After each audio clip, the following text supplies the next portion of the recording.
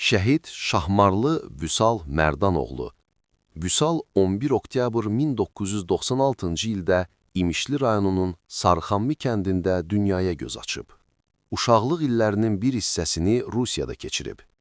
5-ci sinifdə oxuyarkən ailəsi ilə birlikdə Azərbaycana qayıdıblar.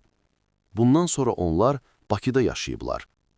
Vüsal həvəskar idmançı olub. İdmanın cüdo növü ilə məşğul olub, yarışlarda diplomlar alıb.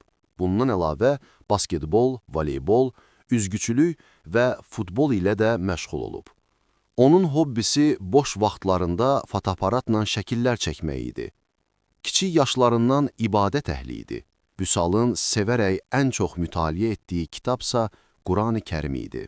Ən çox işlətdiyi kəlmə isə belə idi: İnşallah. Onun ən böyük arzusu Məkkə, Mədinə, Kərbəla, Məşhəd kimi müqəddəs məkanları ziyarət etmək idi. Haqq ədalət, halallıq tərəfdarı olan Vüsal, həmişə mehribanlığı, səmimiliyi, mərdliyi və xeyirxahlığı ilə seçilən biri olub. Məktəbi bitirdikdən sonra hərbi xidmətə yollanıb. 2016-cı ildə baş vermiş aprel döyüşlərində iştirak edib. Əskərliyini başa vurduqdan sonra bizneslə məşğul olmağa başlayıb. 2020-ci il 21 sentyabrda 14 günlük hərbi təlimə qatılır.